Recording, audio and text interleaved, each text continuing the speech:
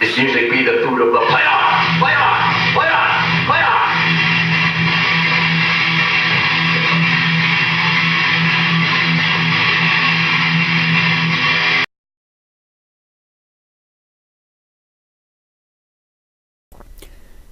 You guys remember Indian Summer from last week?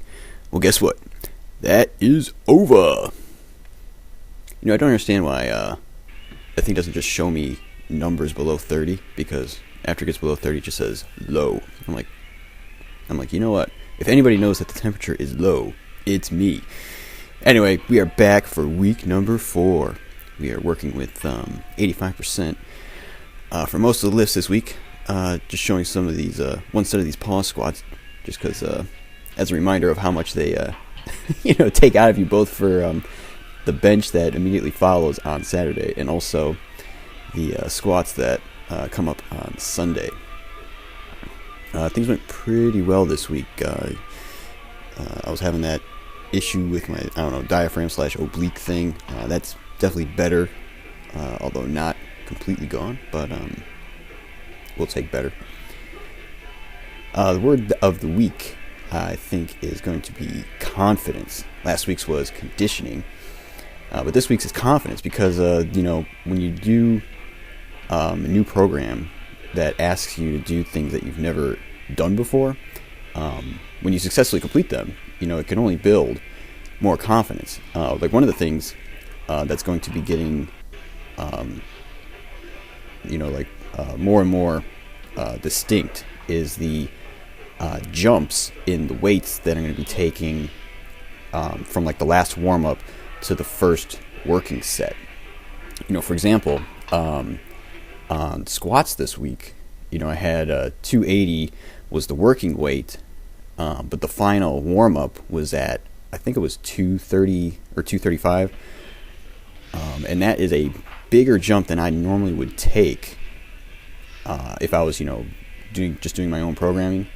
So it's kind of cool to see that, it's really not a big deal. I can pull it off. And, now I'm like, oh, that's no problem in the future. And so that feels pretty good to know that.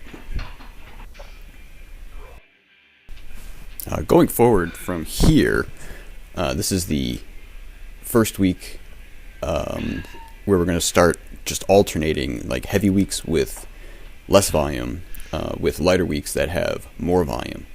So this week is at 85%, except of course for deadlifts. If you recall, I mentioned those always run 5% under whatever the other things are. So in this case, 80% for this week. So next week we repeat week 1 before going on to the following week, where we push it up to 87.5%. Something I got back into this week that I actually hadn't done for a while because I got out of the habit, and then how hard it is to get back into habits when you're out of the habit, etc. Is counting calories to go along with my daily weigh-ins. Looks like we're coming in right on between 25 and 2600 per day as my maintenance, which is exactly where I thought I was, but it's good to have numbers to back that up. I was thinking about the future diet that will probably occur after this program is complete. That'll probably be like first week of April. I'll probably start looking to cut off some blubber. Although, I was actually able to get some looks in the mirror, even though it's cold. And looking okay, definitely put on some fat, but I wouldn't call it a ton. The Megarone is definitely still roken, so that's been good in that regard.